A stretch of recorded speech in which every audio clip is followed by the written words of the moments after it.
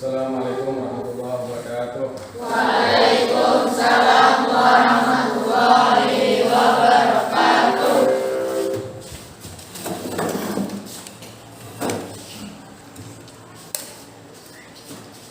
Bismillahirrahmanirrahim. Alhamdulillahirabbil alamin wassalatu wassalamu ala asyrofil anbiya'i wal mursalin wa ala alihi washabbihi ajmain amma ba'du. Alhamdulillah, kehadirat Allah Subhanahu wa taala. Ini kita bersama-sama berkumpul berhadir dalam rangka untuk kegiatan khusus belajar mengajar sebagaimana biasa selama menjalani libur panjang puasa dan hari raya. Pada kesempatan ini tentunya kita akan melanjutkan materi pembelajaran kita. Namun sebelum pembelajaran, terlebih dahulu kita sebelum memulai pembelajaran berdoa, ya. Berdoa seperti biasa. Silakan untuk berdoa.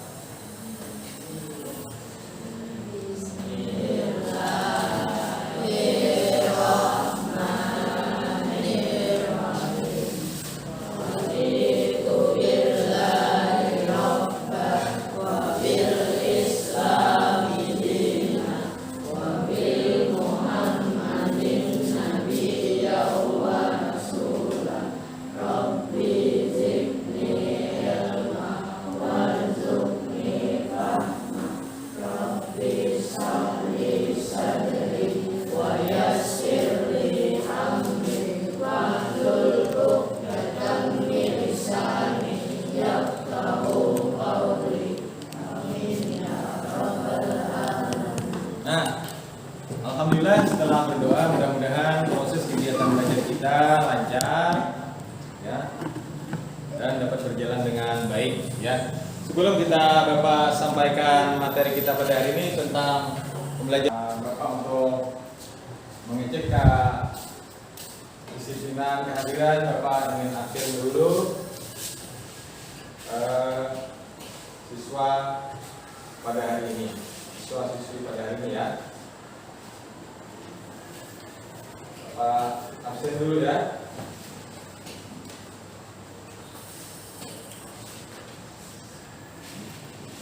Pertama, langsung saja karena mengingat waktu pembelajaran kita yang panjang, Bapak mau tanya, hari ini hadir semua atau tidak? Hadir. Jadi semuanya alhamdulillah bisa berhadir, ya. Tidak perlu Bapak absen satu persatu. Jadi alhamdulillah kita bersama-sama dapat berhadir semuanya. Mudah-mudahan kehadiran pada hari ini pada pekan pertama setelah liburan senantiasa dapat kita diberikan semangat dan motivasi, tidak terlena dengan libur yang panjang tadi. Jadi alhamdulillah hari ini kita masih mempelajari tentang masalah berkaitan dengan bab masih sholat. Pada pertemuan sebelumnya kita membahas masalah sholat, tapi berkaitan dengan masalah sholat jamak dan salat asar. Ya, pada hari ini kita masih tetap belajar tentang masalah sholat, cuma materinya berbeda. Nah, di sini silakan dilihat, ya, silakan dilihat. Materinya adalah salat dalam berbagai keadaan. Salat dalam berbagai keadaan.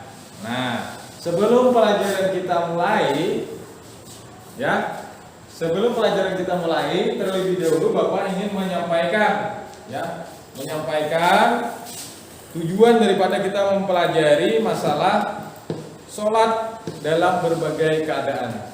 Dan kita alangkah lebih baiknya untuk lebih fokusnya pelajaran kita, Bapak ingin menyampaikan tujuan pembelajaran kita tentang sholat dalam berbagai keadaan. Yang pertama adalah tujuan kita mempelajari sholat dalam keadaan tertentu ini. Yang pertama, mengamalkan sholat dalam berbagai keadaan darurat ketika ada sebab yang membolehkan. Itu yang pertama, ya. Yang kedua, menjalankan sikap tanggung jawab dan istiqamah sebagai implementasi dan pemahaman tentang tata cara wajib dalam berbagai keadaan tertentu. Nah, yang ketiga, memahami ketentuan salat dalam berbagai keadaan tertentu. Ya, yang keempat, memperagakan tata cara sholat dalam keadaan tertentu. Nah, jadi yang keempat ini yang lebih penting, ya, memperagakan tata cara sholat dalam keadaan tertentu. Nanti Bapak menampilkan ya tata caranya bagaimana, menjelaskan. Lalu kalian nanti mempraktikkan. Nah, beberapa orang Bapak minta untuk mempraktikkan bagaimana ketika salat dalam keadaan tertentu. Pembahasan kita mengenai salat dalam keadaan tertentu ini memang ada 3 bagian. Cuma pada hari ini kita bahas hanya 1, ya. Yang pertama, salat dalam keadaan tertentu ini adalah salat dari orang yang sedang sakit. Yang kedua adalah salat dalam kendaraan. Ya. Yang ketiga adalah salat dalam keadaan apa? Keadaan mencekam. Misalnya dalam keadaan perang dan sesuatu tidak aman keadaannya, kita bisa laksanakan salat khauf. Itu ada ketentuannya. Cuma pada hari ini kita hanya menjelaskan tentang sholat yang berkaitan dengan ketika dalam keadaan sakit. Ya. Jadi sholat itu adalah sesuatu kewajiban yang fardu bagi setiap muslim, baik laki-laki dan perempuan. Ya. Baik. Nah, jadi terkadang kita menghadapi keadaan yang menyulitkan saat hendak melaksanakan sholat. Betul apa? Betul. Ya. Misalnya kalian pernah mengalami sakit apa? Pernah ya? Tidak? Pernah? Siapa yang pernah sakit melaksanakan sholat pada saat sakit? Angkat tangannya. Yuk. Ya. Nah, itu pernah sakit, ya. Bagaimana tata cara sholat ketika sakit? Ya, jadi kita sholat ketika sakit itu tidak sama seperti orang sholat orang yang sehat. Ya. Maksud daripada kita melaksanakan sholat dalam keadaan tertentu artinya kita melaksanakan sholat tidak seperti normal biasanya, ya. Padahal salat terdiri atas berbagai syarat, rukun, sunnah serta ketentuan lainnya yang harus dipenuhi. Akan tetapi Allah memberikan keringanan, ya. Jadi keringanan atau kemudahan dalam bahasa agama disebut dengan rukhsah. Nah, jadi bagaimana orang melaksanakan sholat dalam keadaan sakit? Nah, itu ada ketentuannya.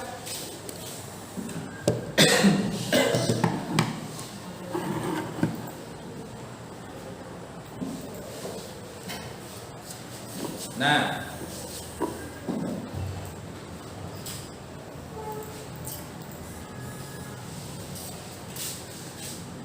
Jom.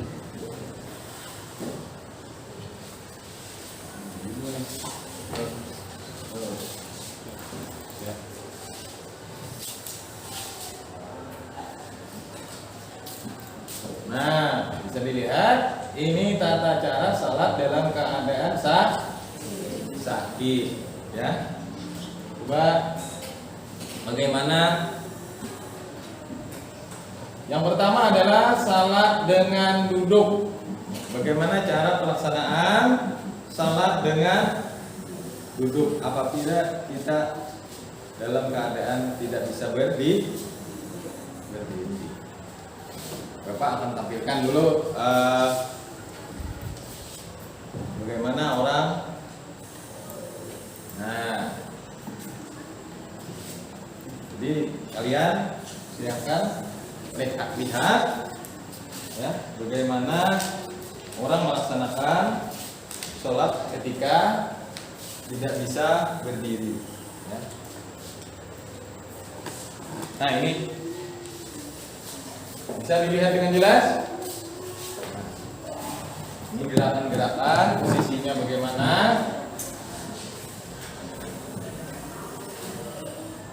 Boleh dilihat? Nah, jadi kalau duduk situ. Tapi kalau duduk tidak di kursi, itu duduknya duduk iftiras, ya. Duduk iftiras. Yang kedua, kedua tangan bersedekap di dada, ya. Bersedekap di dada, ya. Sama seperti orang sholat berdiri. Cuma ini posisinya dalam keadaan duduk, ya. Ya, pertama duduk seperti itu, tangan ditempatkan di dada, kemudian rukuk. Nah, jadi rukuk sedikit membungkukkan badan sambil membaca doa. Nah, kemudian i'tidal. Nah, jadi sama seperti sholat berdiri, cuma dalam posisinya saja yang duduk. Kemudian sujud seperti biasa membaca sujud. Nah, jadi sujud itu bila tidak mampu bersujudlah dengan lebih merendahkan badan. Apabila kita dalam posisi duduk kada bisa sujud seperti normalnya ke bawah, itu hanya menundukkan sedikit, menundukkan, ya. Isyarat menundukkan, ya. Apabila tidak bisa, kemudian itu seperti rakaat pertama. Rakaat kedua sama seperti itu. Nah, ini perhatikan salat dalam keadaan duduk. Kemudian yang kedua adalah apabila kita sholat tidak bisa dengan duduk, kita bisa melaksanakan sholat itu dengan cara berbaring, ya, berbaring. Bagaimana tata cara sholat berbaring? Ya. Salat berbaring itu dilakukan jika seseorang tidak mampu salat dengan duduk, itu tingkatannya berbaring. Misalnya kita sakit keras, tidak bisa duduk, hanya bisa berbaring. Nah, kita melaksanakan salat dengan berbaring. Nah, jadi kalau berbaring itu diusahakan kita menghadap ke kiblat, ya. Yang pertama, apabila bisa menyamping, kita harus menyamping dulu, ya, menyamping. Kalau ini ada contohnya tidak bisa menyamping. Kalau bisa menyamping, kita harus menyamping dulu. Nah, kalau yang seperti ini menghadap kiblat arah ke sana. Dan diusahakan untuk punggungnya diangkat, ya. Nanti setelah Bapak jelaskan ini, ada beberapa siswa yang mempraktikkan bagaimana tata cara sholat duduk dan berbaring. Nah, demikian yang dapat Bapak sampaikan, ya, berkaitan dengan tata cara sholat dalam keadaan darurat, yaitu sakit, bisa duduk dengan berbaring, ya. Ya. Jadi setelah Bapak menyampaikan materi tadi, ya, sudah Bapak jelaskan untuk lebih paham, lebih mengerti tentang bagaimana cara pelaksanaan sholat ketika kita sedang sakit. Pertama di sini bagaimana pelaksanaan sholat dengan duduk. Jadi kita minta kepada perwakilan untuk mendemonstrasikannya di depan kelas, ya. Saya minta untuk siswa kita bernama Muhammad Adidi Rahman untuk bisa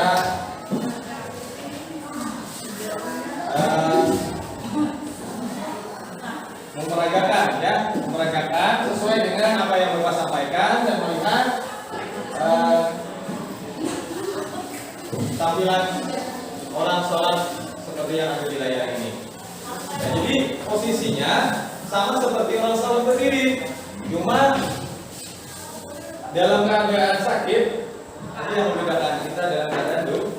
Ya, jadi bedanya duduk dengan berdiri. Ya. Yang pertama itu adalah posisinya sama.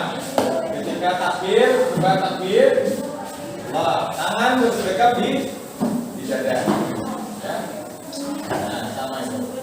Lalu ketika rukuk, membungkukkan sedikit. Nah, bungkuk sedikit saja.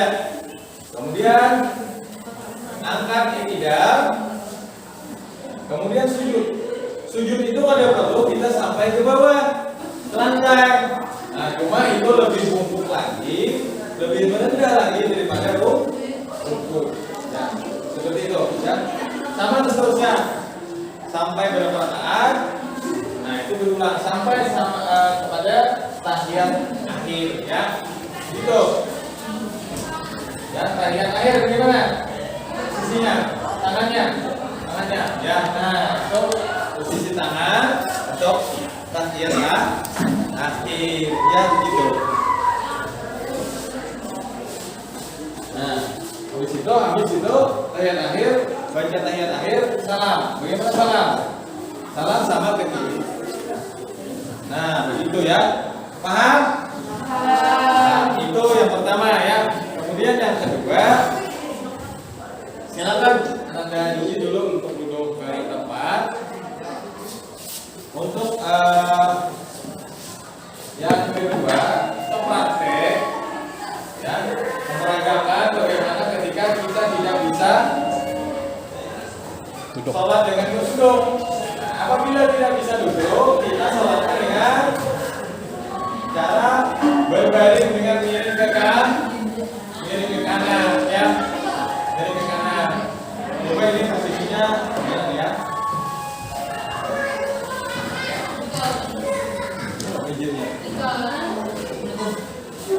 Izin tolak.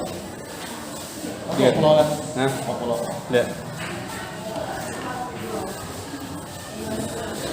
Berbaring ya? Di atas meja benar dong.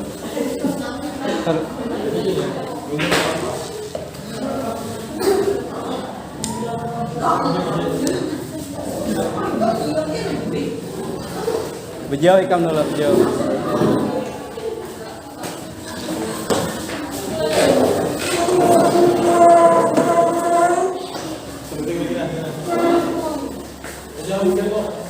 Tomat lah. Apa jam berapa weekend, Pak? Tomat nih. Pak anak sudah Pak yang sekolah nama dikit Pak. Omnya pulang ke sana. Berbaring. Tetap aja Gigi. Satu mat. Berapa? Tomat, satu mat. Pacul, sepatu. Bahan mana ini? Model berbaring. Ya.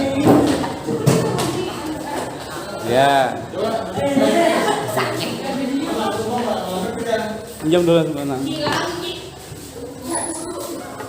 Nah, ada bapak kalau sini aja. Nah, sandar ini pisahin. Nah. Pertama dulu akan berbaring ke kanan supaya. Doain aja langsung waktunya. Kan mau kita jadi bro. Langsung ini. Apabila tidak bisa kita melaksanakan sholat dengan duduk, kita dianjurkan tetap melaksanakan sholat, tetapi dengan cara berbaring. Ya. Bantalnya berbantal aturannya. Nah, ini miliknya siapnya nih mas. Mas kepalanya rata-rata tip. Oh, nama bang. Nah, jadi ini Anda Muhammad Abidi memperagakan apabila sholat itu tidak bisa duduk, kita berbaring miring kanan. Nah, apabila orang yang sakit itu tidak bisa miring ke kanan, ini arahnya ke kiblat, ya arah ke kiblat. Apabila tidak bisa miring kanan, itu hanya telentang,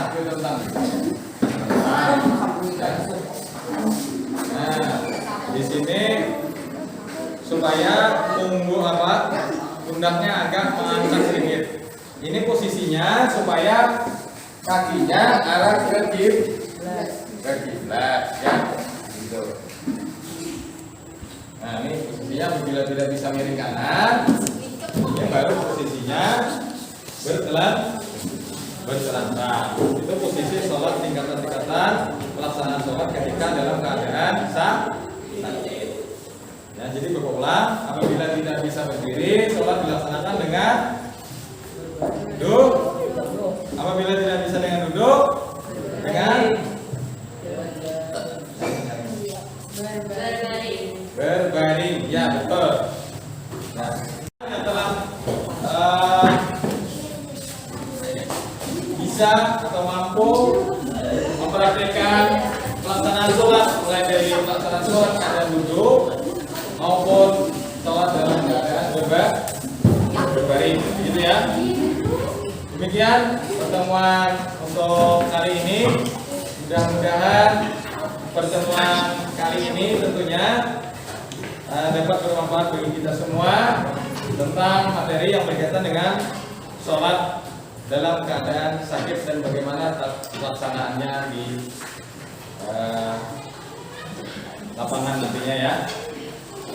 Jadi demikian yang Bapak sampaikan pada pertemuan kita hari ini. Mudah-mudahan apa yang Bapak sampaikan adalah yang biasa dapat memberikan pemahaman yang terbaik untuk kalian gunakan, berpakai dalam kehidupan sehari-hari dalam pelaksanaan sholat dalam keadaan berbagai keadaan bersama, dalam keadaan kita sakit ya. Jadi kesimpulannya adalah salat adalah perintah Allah bagi setiap muslim yang mukallaf. Jadi sholat ini adalah pemisah antara seorang hamba dengan kekufuran dan keimanan adalah sholat. Jadi bedanya antara orang muslim dan orang kafir itu adalah sholat. Kemudian melaksanakan sholat dalam keadaan darurat merupakan bentuk kasih sayang Allah kepada hambanya agar bisa melaksanakan perintahnya. Jadi itu tadi kemudahan itu diberikan adalah sebagai bentuk kasih sayang Allah kepada hambanya untuk selalu taat beribadah kepada Allah. Ya, demikian yang dapat Bapak sampaikan. Mudah-mudahan ada manfaatnya bagi kita semua. Dan Bapak akhiri dengan billahi taufiq wal hidayah. Wassalamualaikum warahmatullahi wabarakatuh. Waalaikumsalam.